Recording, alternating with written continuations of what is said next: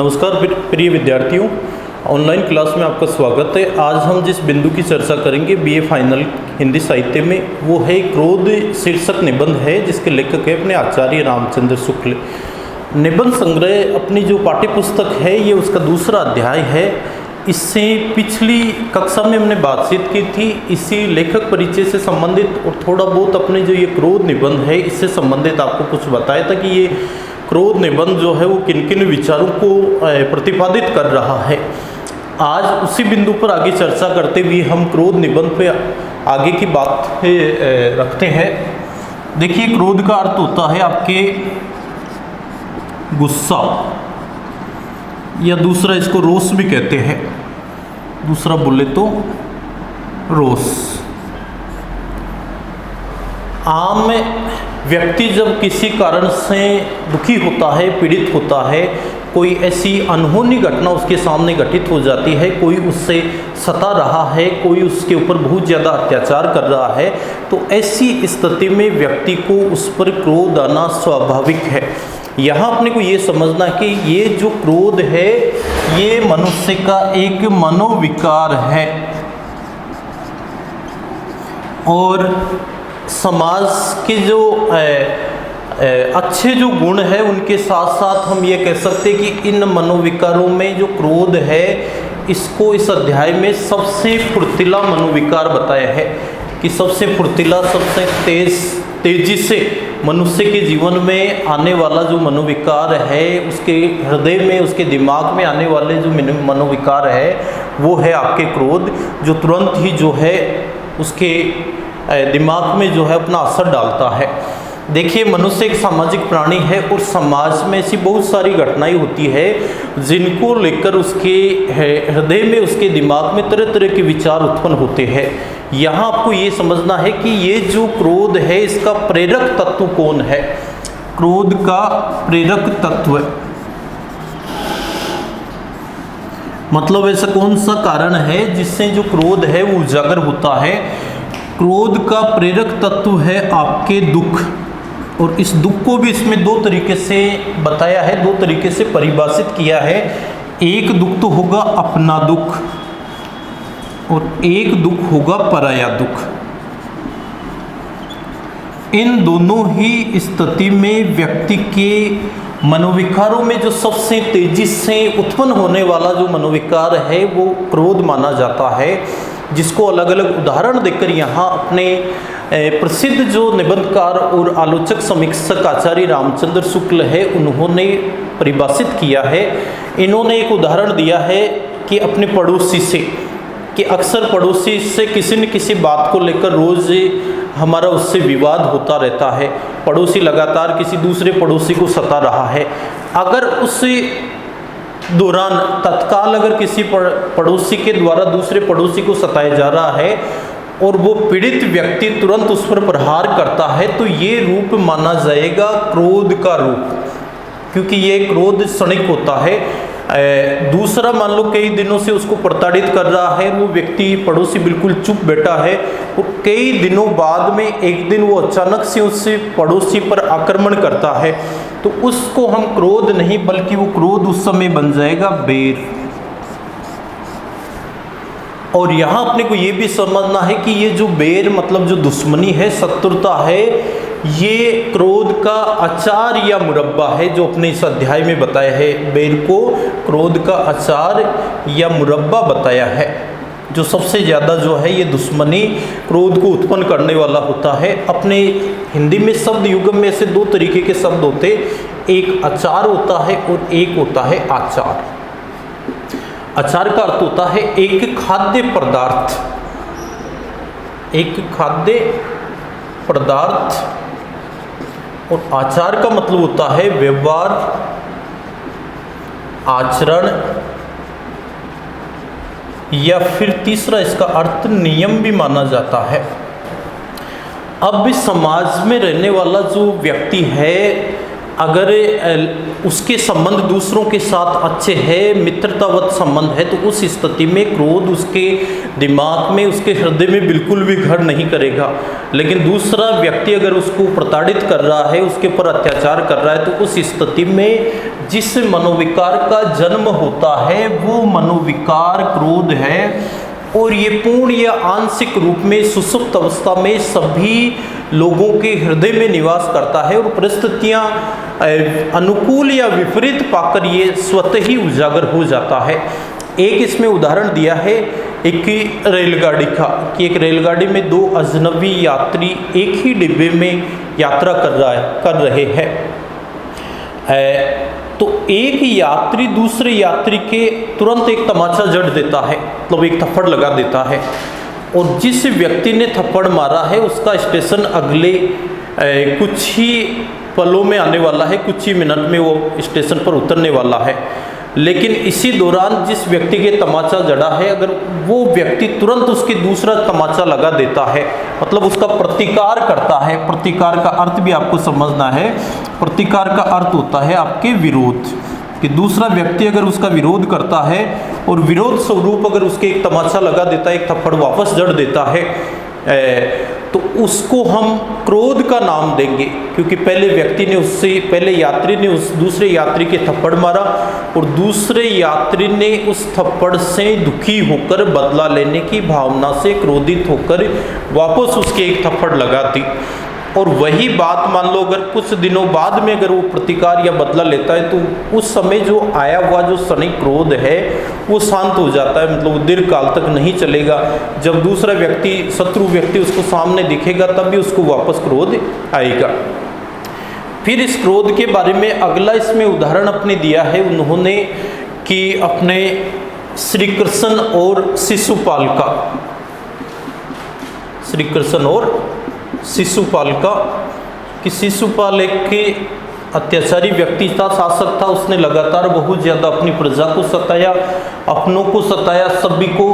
तो श्री कृष्ण कई दिनों तक उसके इस घटनाक्रम को, उसके इस अत्याचारों को चुपचाप देखता रहा। लेकिन जब बहुत ज़्यादा शिशुपाल के जो अत्याचार बढ़ गए, तो श्री कृष्ण को अंततः उसको परास्त करना पड़ा, उसका वध करना पड़ा। और ये स्थिति कब हुई? जब श्री कृष्ण को बहुत अधिक क्या आया? क्रोध आया, बहुत अधिक क्रोध आया। उसी क्रोध से वशीभूत होकर श्री कृष्ण ने जो है उस शिशुपाल का वध किया, या शिशुपाल के अत्याचारों से लोगों को मुक्ति दिलवाई। ये जो क्रोध है ये बराबर बना रहता है, लेकिन कारण ये होता है कि जब हमारे सामने कोई विकट परिस्थिति आती है, जब हमारे सामने किसी न किसी कारण से कोई अत्याचारी व्यक्ति हमें पीड़ा पहुंचा रहा है, दुख पहुंचा रहा है, तो उस स्थिति में क्रोध उजागर होता है। और यही क्रोध हमें जो है वो विरोध करने के लिए प्रेरित करता है। तो आपको यहाँ ये जानना है कि वैसे जो क्रोध है, इस क्रोध को हम बुरे विचारों में गिनते हैं, क्योंकि हमेशा व्यक्ति को क्रोध से दूर रहना चाहिए। कि क्रोध जो है केवल दूसरों को ही नहीं, हमारे खुद के शरीर को, हमारे दिमाग को, हमारे कार्यों को भी जो है वो क्षति पहुँचाता है। लेकिन आचार्य रामचंद्र शुक्ल ने बताया है कि ये क्रोध ऐसा है जो हमें दूसरों के अत्याचारों से मुक्ति दिलवाता है। अगर मान लो कोई अत्याचारी व्यक्ति हमारे ऊपर लगातार अत्याचार कर रहा है, हमें सता रहा है, और हम उसको चुपचाप समझाएंगे कि भाई मान जा, तो इस प्रकार से मुझे मत सता, सुधर जा, तो ऐसा कहने से वो अत्याचारी जो व्यक्ति है वो सुधरने वाला नहीं है। वो कब सुधरेगा? जब हम उसका प्रतिकार करेंगे, अर्थात इसका विरोध करेंगे। और वो विरोध करने के लिए क्या जरूरी है? वो विरोध करने के लिए क्रोध जरूरी है। हमारे अंदर अगर वो उबाल होगा, वो गुस्सा होगा, तो हम उसका विरोध करेंगे और अगला व्यक्ति हमारे क्रोध को देखकर स्वतः ही शांत हो जाएगा। या हो सकता है कि वो भी हमारी बराबरी करे, तो निश्चित रूप से दोनों के बीच में जो टकरावट की जो स्थिति होगी, जो टकराव होगा, उससे अंततः कोई न कोई अच्छा या बुरा परिणाम जरूर सामने आएगा।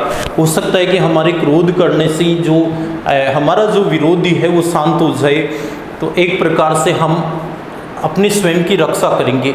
तो आचार्य रामचंद्र शुक्ल ने ये बताया है कि क्रोध हमें हमारी रक्षा करने के लिए भी प्रेरित करता है। अगर हम अत्याचार को चुपचाप सहते रहेंगे तो वो हमारी एक कमजोरी होगी। इसीलिए लेखक ने बताया है कि उस कमजोरी को दूर करने के लिए समय समय पर हमें दूसरों का विरोध करने के लिए क्रोधित होना भी आवश्यक है। कि ये क्रोध एक ऐसा शब्द है, ये क्रोध ये एक ऐसा मनोविकार है, क्रोध ये एक ऐसी धारणा है, एक ऐसी प्रवृत्ति है मनुष्य की जो उसके सामने होने वाले गलत कार्यों को रोकने के लिए उसको प्रेरित करता है। अब इसमें आचार्य रामचंद्र शुक्ल ने ये भी बताया है कि जैसे एक छोटा सा बच्चा है, जो पिछली कक्षा में भी अपनी चर्चा हुई थी कि 3-4 महीनों का जो बच्चा है उसके अगर कोई थप्पड़ मारेगा तो वो दुखी तो होगा, लेकिन उसको उतना क्रोध नहीं आएगा क्योंकि वो समझ नहीं पाता है कि उसको थप्पड़ क्यों दी गई। लेकिन जैसे ही कोई थप्पड़ देने वाला व्यक्ति दूसरी बार उसकी तरफ हाथ लेकर जाएगा तो वो विरोध करने के लिए, या एक प्रकार से ये कह सकते हैं कि उसके अंदर एक भय रहेगा, एक डर रहेगा कि ये जो आगे बढ़ने वाला जो हाथ है ये मुझे पीड़ा पहुंचाएगा। और वो पीड़ा से बचने के लिए क्रोध भी नहीं तो कम से कम उसकी धारणा भय जरूर होगी। वो भय से भयभीत होकर या डरकर अपनी रक्षा करने के लिए जो है अपना बचाव करने के लिए प्रयास करेगा। एक इसमें बताया है कि जो व्यक्ति अच्छे बुरे की धारणा समझता है वही क्रोध करता है। हम देखेंगे कि जानवरों में क्रोध की भावना क्षणिक होती है कि कुछ देर बाद में वो उनके ऊपर कोई भी अत्याचार कर रहा उसको भूल जाते हैं। हालांकि कई जानवर भी ऐसे होते हैं जो उनको कोई अगर सता रहा है और कई दिनों बाद में भी अगर वो शत्रु सामने दिखता है तो उसको देखते ही वो पहचान जाते हैं और उनका जो क्रोध है वो पुनः जागृत हो जाता है। लेकिन मनुष्य को सबसे अधिक बुद्धिशील बुद्धिजीवी माना गया है, इसीलिए क्रोध का जो भाव है ये भी सबसे ज़्यादा मनुष्य में ही मौजूद होता है। वनस्पतियों में देखेंगे, पेड़ पौधों में देखेंगे, अगर पेड़ पौधों की हम डालें काटेंगे, उनकी जड़ें काटेंगे तो बिल्कुल भी प्रतिकार विरोध नहीं करते हैं। क्यों? क्योंकि उनमें क्रोध का भाव नहीं होता है। उनके साथ हम चाहे अच्छा व्यवहार करें चाहे बुरा व्यवहार करें।